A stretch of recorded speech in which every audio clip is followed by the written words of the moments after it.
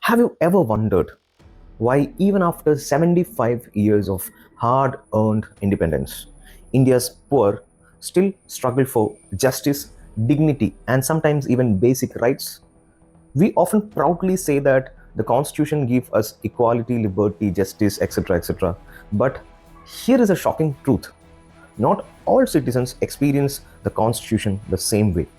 What if I told you that buried within our own constitutions are loopholes, vague powers, and legal tricks that silently work against the poor while benefiting the rich and the powerful? We often speak with pride about India's constitution, a powerful document that gave voice to a nearly free nation at that time, a promise of equality, liberty, and justice for all.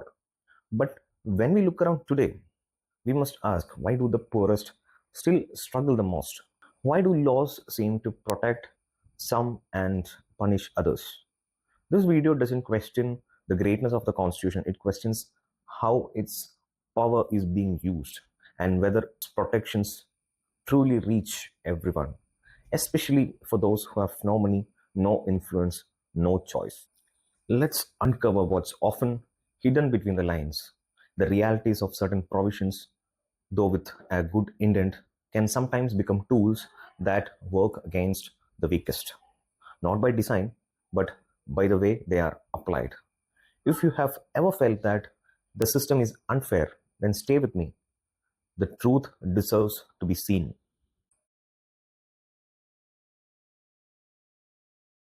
This video is not against the Constitution. I truly admire the Constitution for what it is. It's a powerful tool. But this video is about the truth that no one talks about.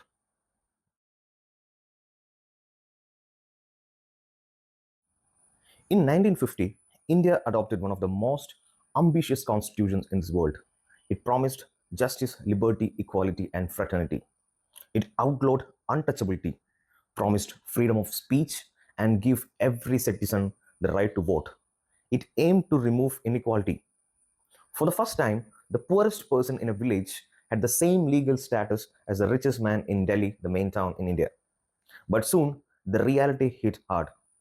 Because while the constitution looked equal on paper, the real world application became anything but equal.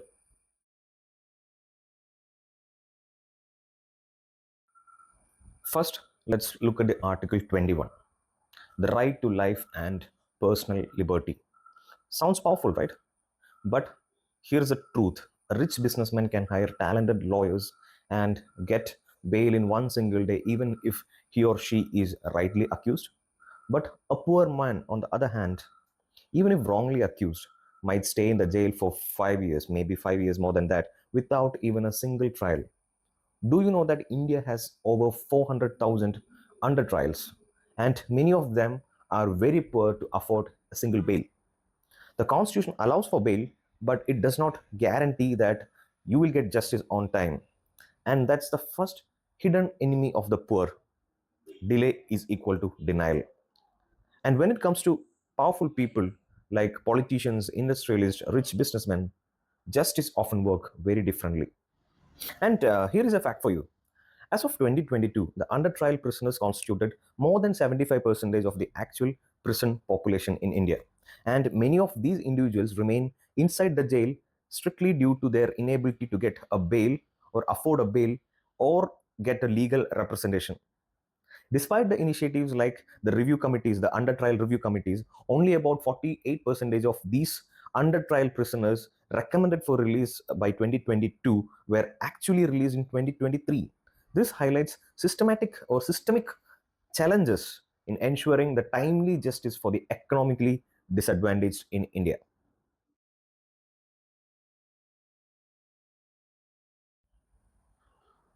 Freedom of speech is a fundamental right under the Article 19. But if you read closely, there are reasonable restrictions written right below it. And what counts as what counts as reasonable? Who decides what's against the public order? Turns out the state itself is deciding that. So, a peaceful protest by poor farmers can be labeled as a threat, A tribal community fighting for their forest rights can be called anti-nationals. Internet can be shut down.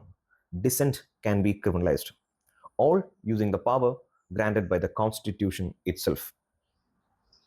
While Article 19.1 guarantees freedom of speech and assembly, Article 19.2 allows the state to impose reasonable restrictions in interest of sovereignty, public order, and morality.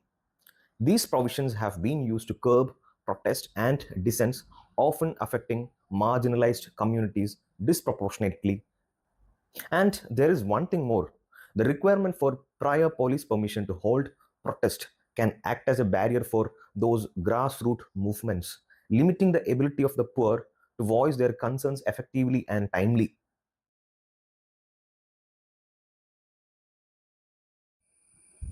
Do you know our constitution allows preventive detention, which means you can be arrested even before you commit a crime. If the state thinks that you might commit one, they can actually arrest you. Article 22 permits this. It was meant for extreme situation when the constitution was written. But in reality, what happens is that it is used many times against activists, even students or poor protesters. The powerful can manipulate the law using these very tools or very provisions, while the poor often have no choice to defend themselves.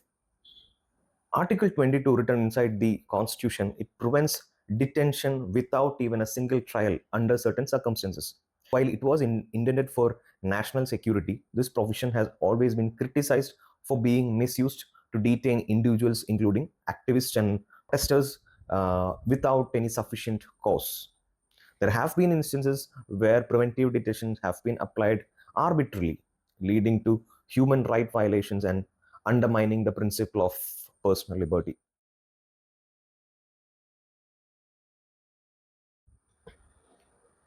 Every 5 years, the poor become important. Parties makes big promises, free houses, subsidies, big guarantees. But what happens after the election?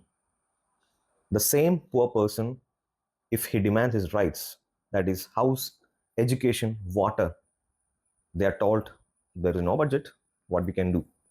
Meanwhile, thousands of crores are spent on tax cuts, corporate bailouts, and for vanity projects, which will not happen. Just for the namesake, they create projects and allocate funds to it.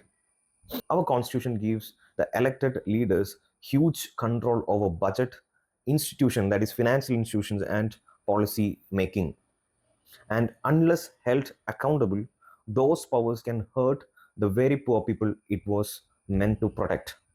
The focus on appeasing vote banks can lead to policies that favor certain groups while neglecting broader, more inclusive development initiatives, thereby perpetuating inequality. You know, India, vote bank politics is a main thing when it comes to elections. People offer too much things, too much freebies, as you know. And after the election is complete, a particular party is won, no one cares for those poor people anymore. There's sometimes I feel that they want the poor to stay poor.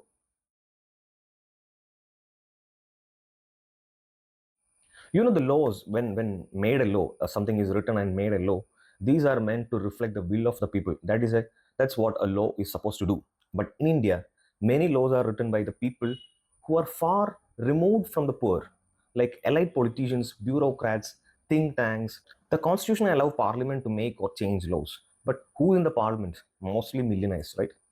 In 2019, as per a survey, over 88% of the MPs were crorepati's.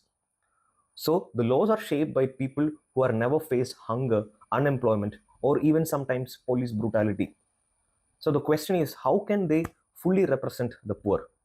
In 2024 elections, Lok Sabha elections, 93% of the elected members of parliament were millionaires, indicating a significant wealth gap between the legislators and the average citizen. This disparity raises concerns about the extent to which the interests of economically disadvantaged people are represented and addressed in a legislative process.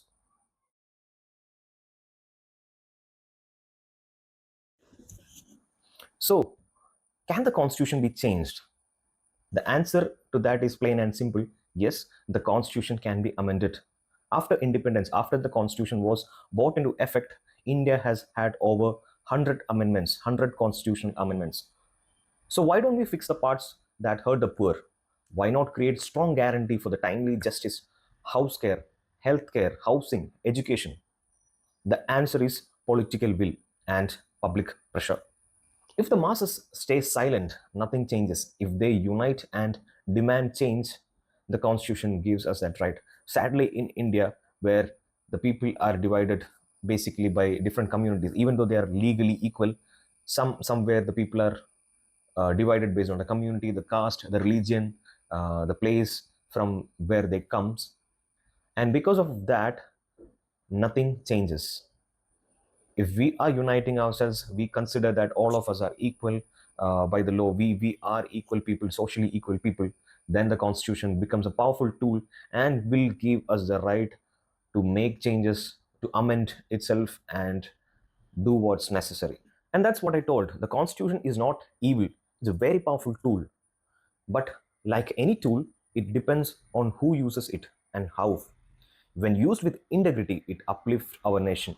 When misused, it becomes a shield for the powerful and a sword against the poor, the weak. It's high time that we stop seeing the Constitution as a textbook and start seeing it as a living document that must serve all the Indians, especially the most vulnerable. If you believe this message should reach or must reach more people, then share this video. If you think every citizen deserves equal right and real justice, leave a comment. And if you want more truth based videos that dig deep into what others avoid, subscribe to my channel.